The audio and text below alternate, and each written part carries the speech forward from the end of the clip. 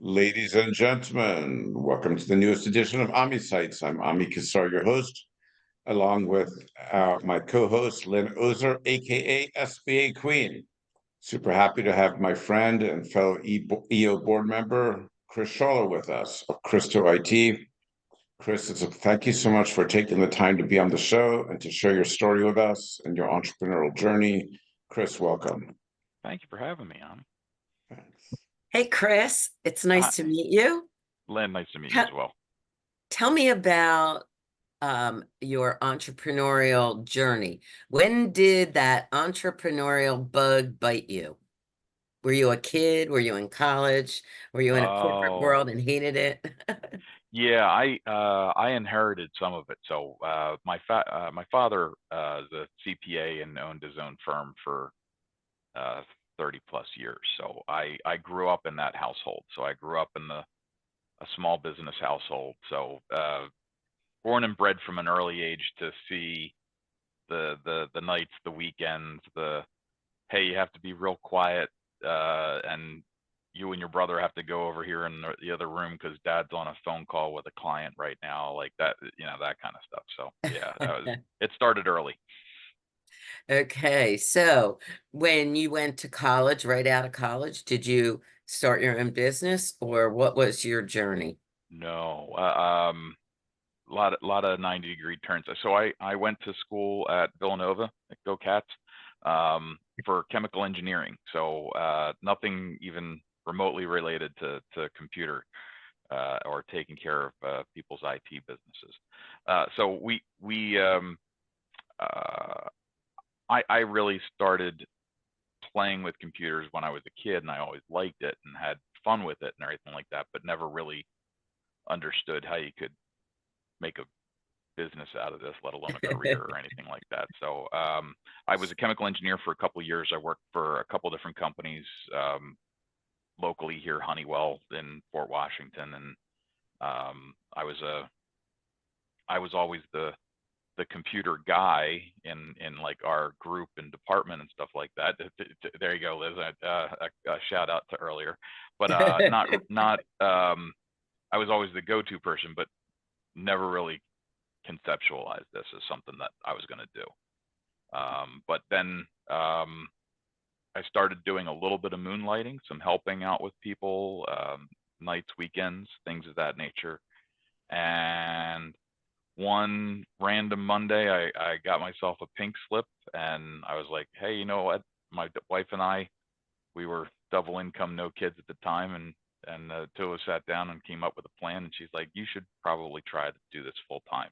So here we are 25 years later and still kicking. So So that's how it started. You yep. were helping people with their home computers, I'm guessing, or were you doing business networks and so forth?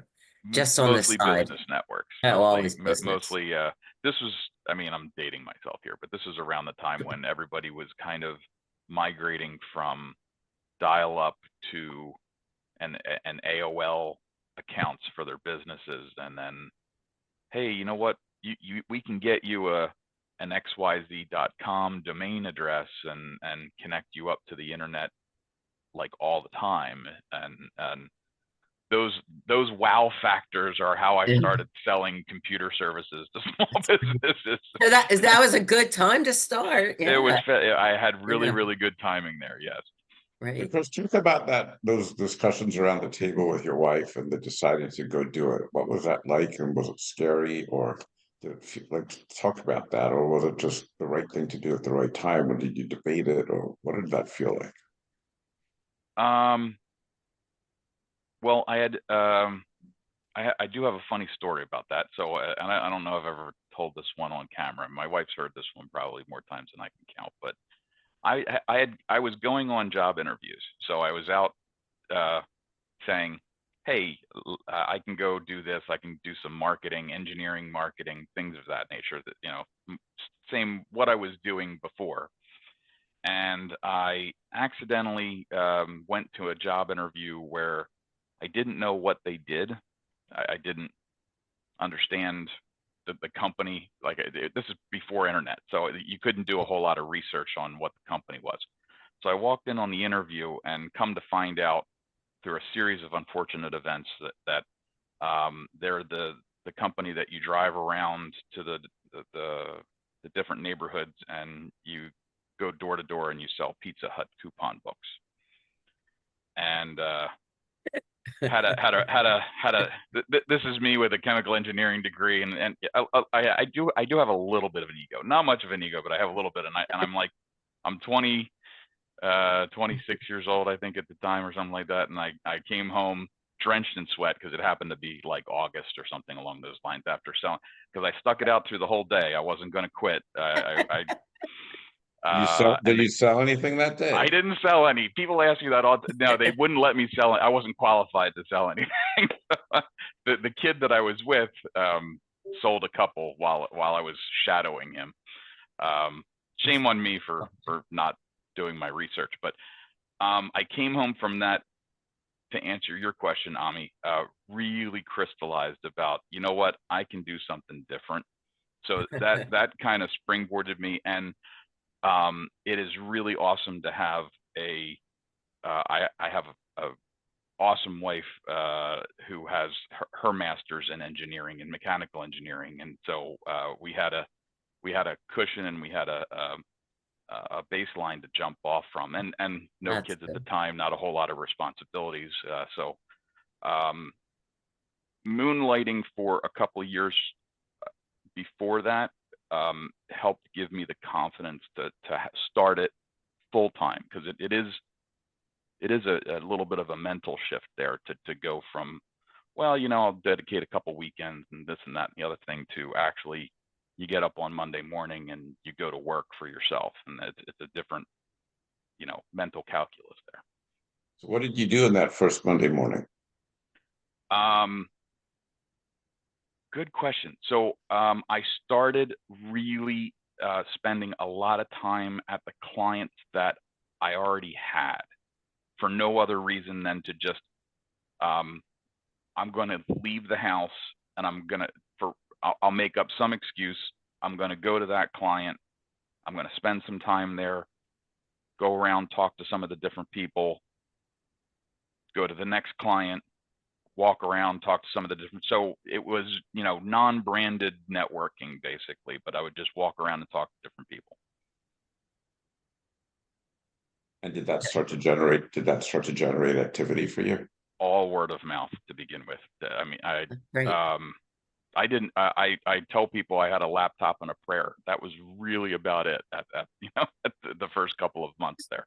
Chris, how long did you work in your business as a sole proprietor with no employees? About a year and a half. About a year and a half by myself. No. And you know, you grind everything through the whole day or through the whole week, and then you spend your nights and weekends doing Administrative stuff. It's getting the invoices generated, you know, that kind of stuff. And I had the small bedroom upstairs for my, you know, quote unquote office, and started. As a chemical engineer, how did you know about business and finance and invoicing and bookkeeping and so forth? How did you learn that skill? Dad. Well, dad and mom. Right. Dad and mom. That's yeah, right. Both, okay. My mom ran the office for my dad for 30 years. She was perfect. She was the office administrator. She was the client engagement, things of that nature. So perfect. I had some a built-in mentor. Yeah, really good mentor on that. He is, to this day, he is still the voice in the back of my head going, hey. That's Let me ask you a quick question, Chris. Was that rubber ducky in your first office also? No, Sitting Duck. So I wrote a book called Sitting Duck, and so there are, because my friends are lovely people, I wound up with more ducks than I can shake a stick at that are, to this day, when I move out of this house, I'm fairly certain I'm going to find ducks in places that I didn't know I had. Tell us about the book Sitting Duck. You're full of surprises. I never knew you wrote a book. What's it all about? I wrote it with a conglomerate of people, but it was really around getting some awareness around the number one thing I hear, Ami, is from small business owners. This is all around cybersecurity and how do I protect myself from all the bad guys out in the world. And most business owners I talk to, they tell me, in paraphrasing, I don't have anything of value. Why would anybody want to hack me?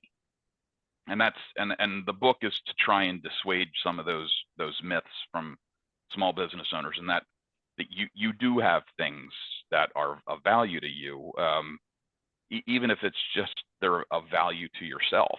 I mean, it's a horrible analogy, but if I take a loved one hostage, and I point a gun at them, there's very little intrinsic value to your loved one in the world, but they're of value to you.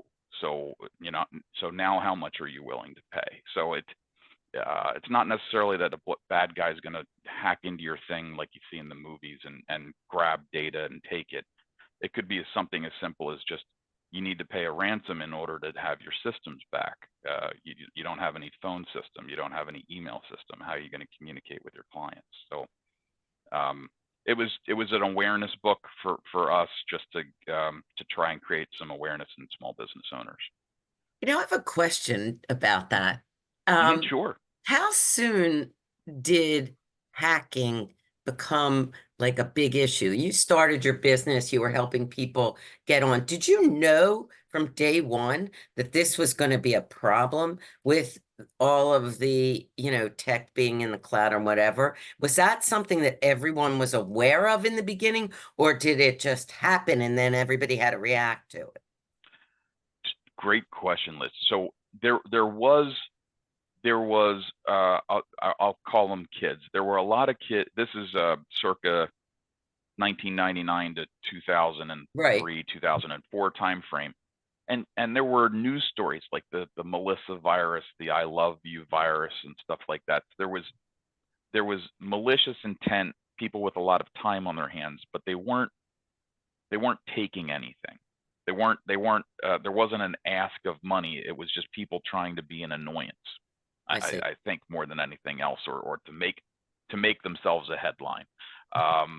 That kind of shifted as you got to 2005 to 2010, and money started to become involved. So it kind of changed from, it's not just kids, and maybe to some detriment, people for a long period of time still thought it was kids fooling around, and you know what, all right, kind of dismissive about it. And it wasn't until probably a little bit after 2010 where people started to go, credit cards got hacked, or credit reports, or they disseminated a whole bunch of Social Security numbers, or absolutely that kind of thing. That's when it started to become more of an international conversation for absolutely. anybody. Now, did that change your business and your sales pitch when that became like such a big thing? That, yes, and I actually went through a couple of different iterations on that. It started with just, hey, we're going to make sure your antivirus is updated and you have a firewall in place, and we have a backup of your data just in case something happens. And the table stakes of IT. That's kind of how it started. For us at Christo, it really changed instrumentally during COVID, because what really changed is everybody going everywhere. And you don't have, I mean, if you think back to the old medieval days, people would come inside the castle, inside the four walls, and that's where the protection was if there were marauders coming over the hills, kind of thing. So, and now everybody can be anywhere all at what, what's that movie? Everywhere, Everything, All at Once. So everybody can be doing everything anywhere. So how do you protect that?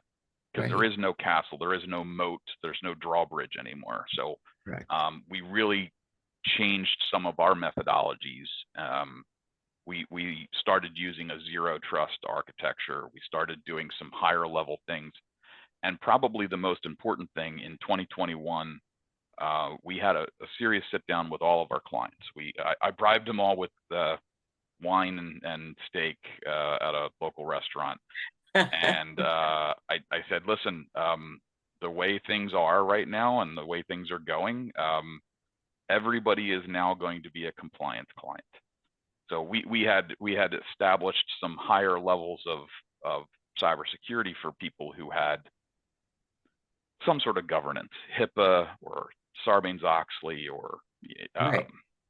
FINRA, those types of governing agencies that said Right. you have to be able to do X, Y, and Z.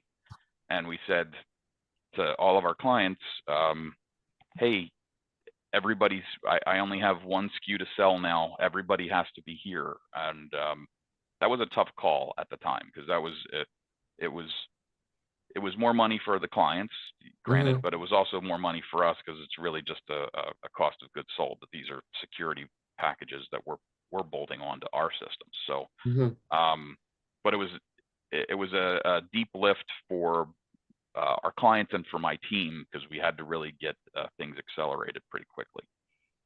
Yeah, it sort of did snowball really quickly, and it's well, Ami can talk about it, but anybody that's has anyone's financial information in their system, I remember, I mean, I was always employed by a bank, and we were never allowed, like we could work from home on certain systems, but we couldn't access so many things when we weren't in the office. Just like you said, in the castle, you could get anything you wanted, and outside you couldn't. But they had no choice except to change that during COVID.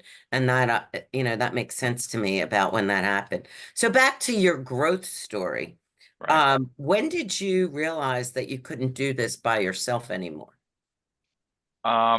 So I actually hired a friend of the family. I knew him through a cousin of mine, just because I ran out of hours. You couldn't do it. I mean, you couldn't you literally couldn't do anymore. And again, Dad in my ear, there's only so much trading of time for dollars that you can do before you have to start proceduralizing it. And right around then, I read a small book by E-Myth, and the E-Myth Revisited, and told you about, hey, tells a story about Sally making pies, and she makes so many pies, and she gets really everybody wants the pies. It's lovely. But then she goes to try and make more money, and she hires somebody to cook the pies. And the pies aren't as good because she didn't really recipe it out and proceduralize it and all that other fun stuff. So I rudimentarily tried to start doing that with this poor kid at the time who didn't know what I was doing, and I wasn't really good at it. I'm an engineer, so communication is not my strong suit. It's a learned behavior by me. I'm really good on a spreadsheet, but not so great on regular communication. So that was really my learning path on that, was just trying to get things into some sort of process.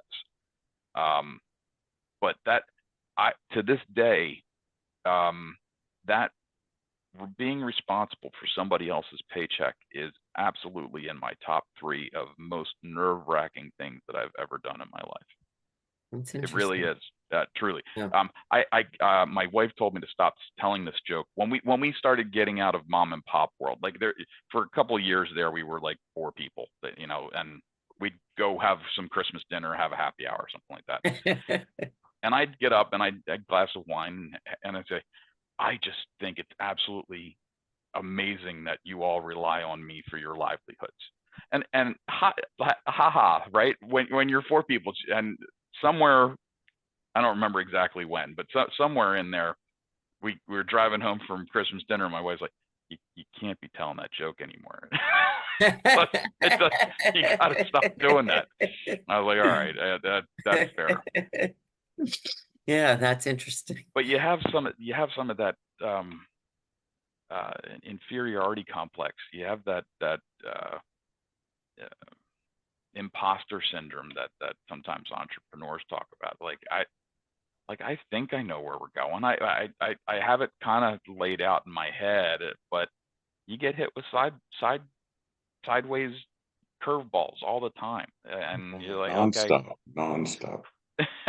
So you're like, all right, we're still kind of going in that direction, but maybe it's a little bit over this way now. So Well, the world that you live in, I mean, there's nothing except change in technology on yep, a regular basis, and it comes at you all the time. I mean, I know nothing, and somebody has to spoon feed me. He's laughing, but I mean, your industry is so like, I don't know how you get comfortable at any time when it's changing all the time.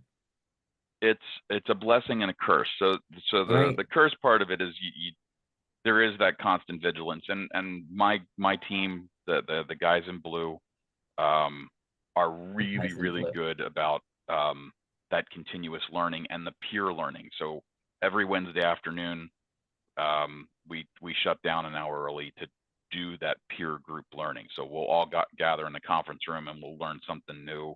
Hey, I found out something. I'm gonna, and just do some almost like a book report back to school. Like, hey, this is what Right. I read, and this is what you guys can, and kind of digesting it down for everybody else. The blessing part of it though is it does help move things because that's kind of a common knowledge thing out there. It does allow us to move clients and move prospects along and say, look, you can't stand still.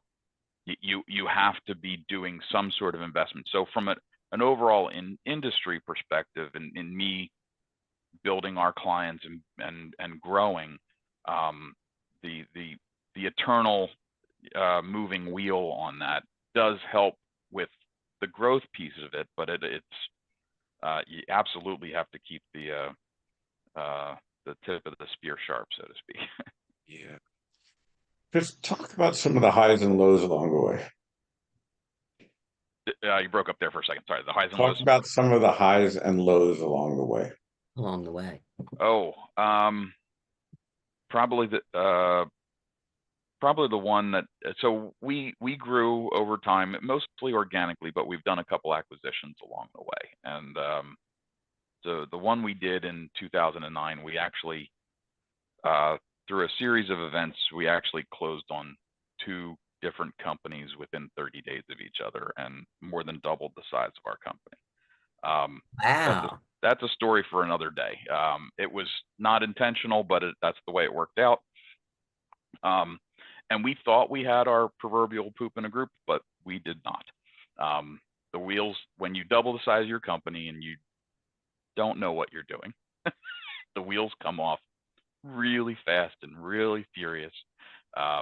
Fire and brimstone and the whole bit. And within 30 days, we had all of the clients that we acquired were on net 30 and not day one. So instantaneously, we had a cash crunch of several $100,000. We had people who had no idea what they were doing. They didn't even know that they were supposed to show up to the office every day. They were kind of, we bought kind of a company that was a little bit less disciplined than ours, so to speak. More firefighters than IT, kind of setting things in place. We were more proactive. They were all reactive. So Yeah. they were just kind of running around doing whatever. They were taking care of the clients, which was lovely, especially because we were trying to figure out what was going on. So they were doing, at the time, they were doing the right thing. They were going from client to client and putting out fires and fixing things. We had to just kind of corral that. And it took us the better part of a year to kind of figure that out. So the worst of times was really I had a business partner at the time, and the two of us sitting down and going, how are we going to change the entire culture of what we just bought? And the pain associated with that, because we went into it. We were on fire. I was a man possessed, and we were trying to do it with asses and elbows, and just doing it by muscle and feel. And after several months of that, it just was horrible. So Is there a I lost my head. Started ranting, screaming, raving. I was not a pleasant person to be around. And my business partner at the time said to me, "Well, what exactly do you want them to do?" And that really caught me off guard, because I hadn't really defined what good looked like. I knew I could feel it, but I hadn't really told anybody what it was. So we got really painstakingly into the weeds about it. Say Lynn, you were to call us and say, "I have a problem. Now what?" And really, really, really getting into the weeds about the documentation, how you enter your time, all of this, all of the paperwork part of the job that the engineers, I'm generalizing, most engineers don't like to do the paperwork.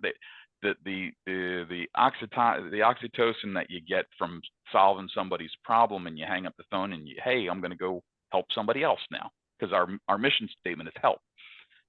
Yeah, but we took care of Lynn's problem.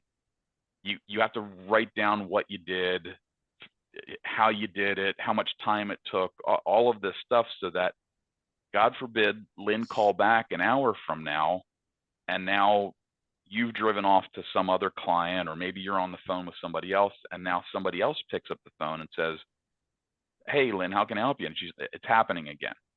Well, what's happening again? Now you're playing Sherlock Holmes for 10 minutes trying to figure out what the hell somebody else did. So having that real-time information, having the system get real-time information, was a key it was so critical for us. So we gamified it. We took all of the different things that are critical to making a ticket go the way it's supposed to, with time entry go the way it's supposed to. All of those things were critical to really getting into and it became part of our culture. And we gamified it, and we kind of turned it into a point system, and we did some gift cards, and really changed the direction of the company. Because if I don't document Lynn's problem, that's one thing, and it helps cross-pollinate engineers and what they can learn. But if I don't get the time entry in, and I'm waiting for time entries at the end of the week, or God forbid at the end of the month, now my invoices go out late, and now my clients are on net pay, and so now you've got a cash flow issue as well. So now you don't know what you're doing. You're in the dark. Your cash is long. All of these things kind of were solved by just getting really into the weeds about what we do. Now, did you do that with your partner, or did you have counseling or coaching, or anybody else coming in and analyzing your processes and helping you to document, or you did it yourselves? We did it ourselves. We tied it in with our time and billing system, so we kind of had a backbone there of how we're supposed to do things. So, if you watch their training videos, we saw what it was supposed to look like. It was just translating the human behaviors of how that happens. Right. But we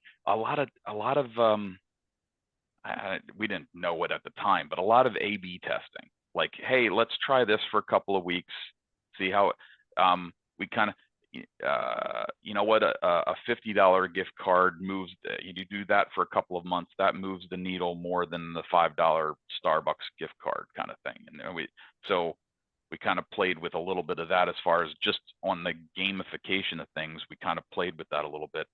We got to the point where we were about 13 people at the time. We got to the point where 11 people were playing the game, and we were kind of hitting on cylinders. And a guy, one of my key service members came in and closed the door and said, I get it now. And forgive the expression, he was our escalations guy. So if we can't fix Lynn's problem by the engineer, he's the guy that had been with us the longest, and he was the next guy up the chain for escalation. And he comes in and he says, I get it now. I understand. And what he said to me was, I'm no longer getting the shit sandwiches. And I forgive the expression, but that was his expression. But he would wind up with the crap on his desk, and then he would lose half a day because he couldn't figure out what had been done. He would have to start over from scratch because there was no notes in the system. I didn't understand who was doing what. There was no documentation on anything.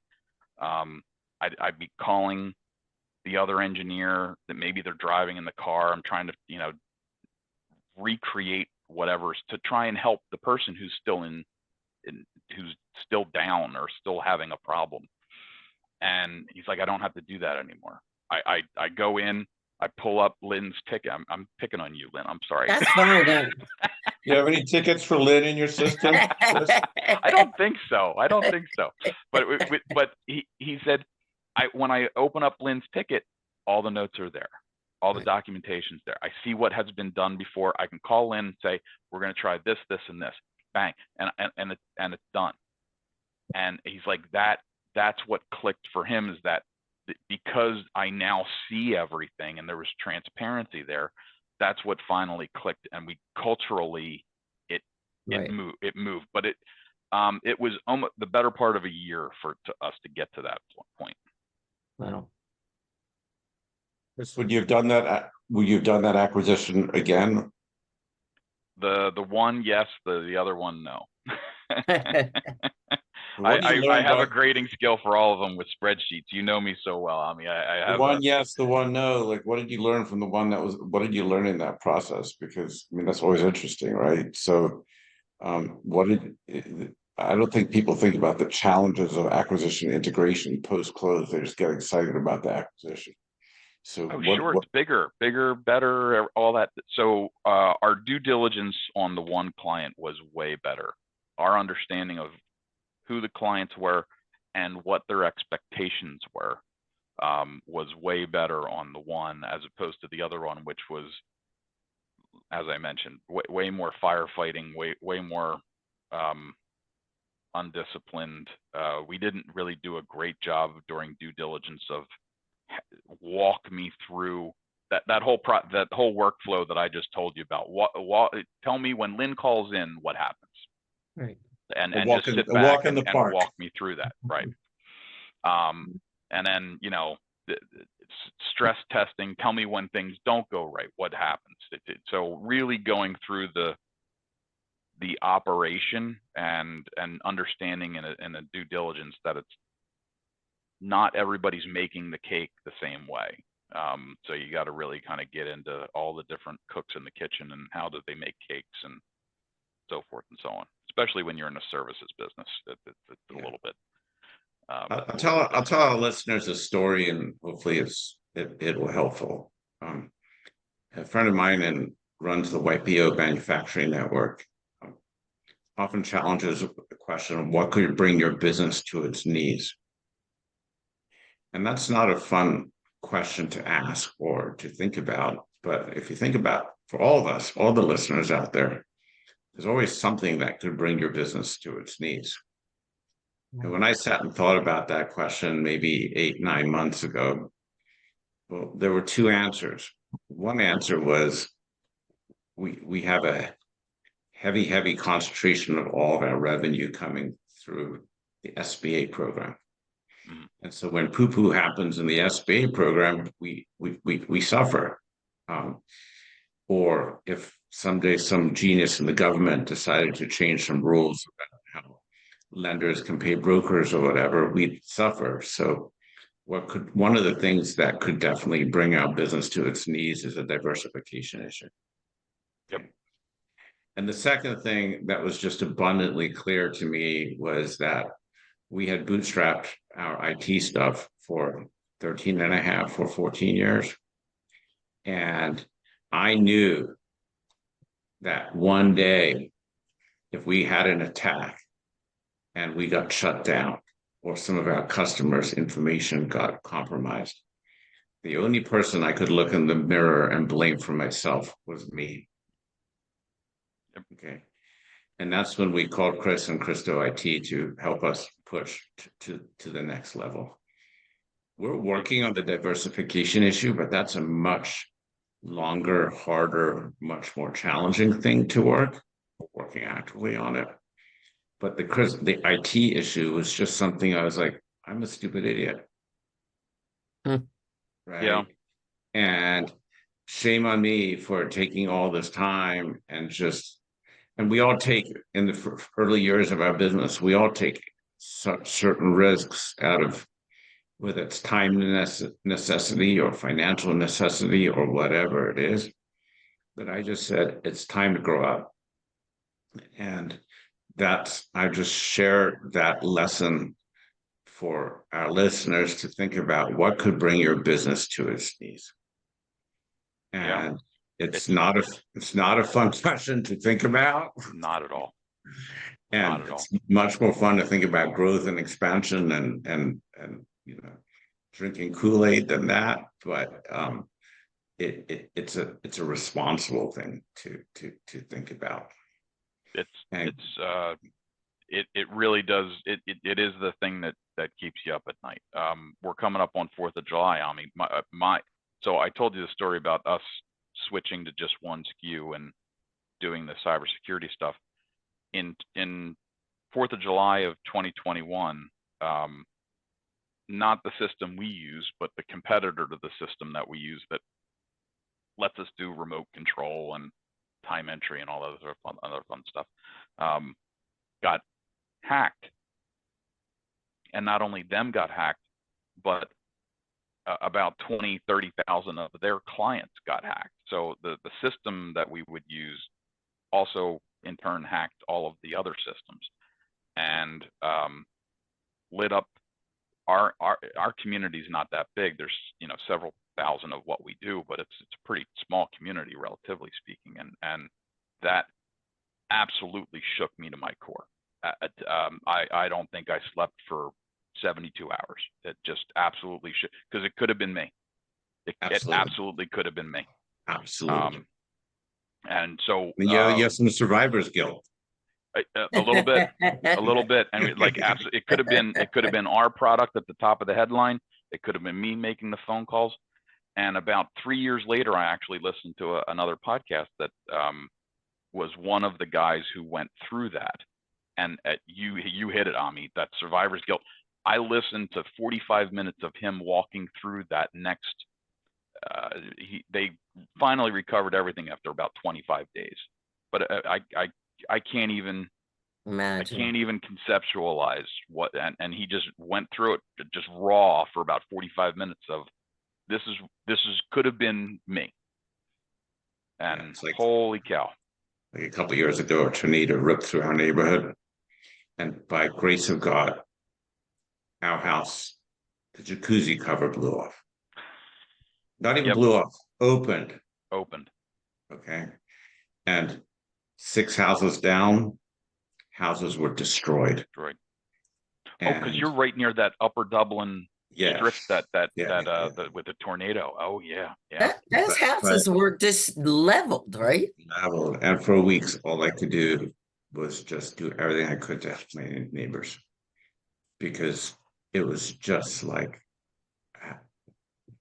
what did I deserve to get so lucky? Like, it's just crazy. You got to turn around and extend the hand. Absolutely. Exactly. Chris, do you service clients locally in the Philly area or anywhere around the nation? I like to say we're international, but all of the clients are here in the Philly, about 2 hours from us. So over to Princeton, over to Reading, and up to Allentown and down to Wilmington. But customers of ours, law firms, CPA firms, financial firms, have branch offices in California, the UK, South America, and we take care of them. It's interesting. Chris, where do our listeners come find out more about you if they're interested? Where do they find that book of yours? ChristoIT.com. The book's on Amazon if you really want to read it. It's, my particular section, Ami, is on Sarbanes-Oxley compliance, which if you're having trouble sleeping, Yeah, I'm the guy that's for you, right? next time I got it, I'm going to buy a book. Absolutely. For you, I'll give you a book. It'll put you out like that. But yeah. Yeah, if you have somebody that needs SOX compliance, Sarbanes-Oxley compliance, hey, that's my section, and I'm real proud of that. But yeah, ChristoIT.com is a great place to find us, and we can sit down with somebody and just do, hey, where does it hurt? What's keeping you up at night? Maybe somebody's having a or I heard a story, you know, and somebody else told me a story, and it's really been eating at me, and I'm not sure where I might have the risk. Well, let's just sit down and talk about it. I can do that all day long with people, just to kind of walk through the what if scenario. It's not a pleasant conversation. Nobody likes to play the doom and gloom game. But to your point, Ami, you got to know where your risks are. You can either mitigate them. You can just say, I acknowledge that, and I'm going to deal with that in a little bit. But we all have to understand them, right? It's almost like if you go to the doctor once a year for an annual checkup, the doctor says, you know, if you don't fix this, you could have a big problem in a few years. Yep. And if you choose to ignore that, that's on you. But if you heard that the doctor told your kid something, and your kid was choosing to ignore that, you'd kill him. Different story. Certainly would. No more problem. No problem. So. But identify where. Go see the doctor first. So I'm happy to have I do Dr. Chris.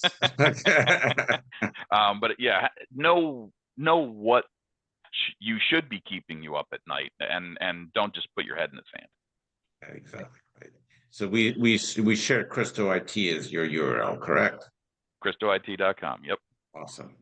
Chris, it's been a great pleasure, my friend. Thank you so much for being on. We'll talk to you real soon. Thank you so much.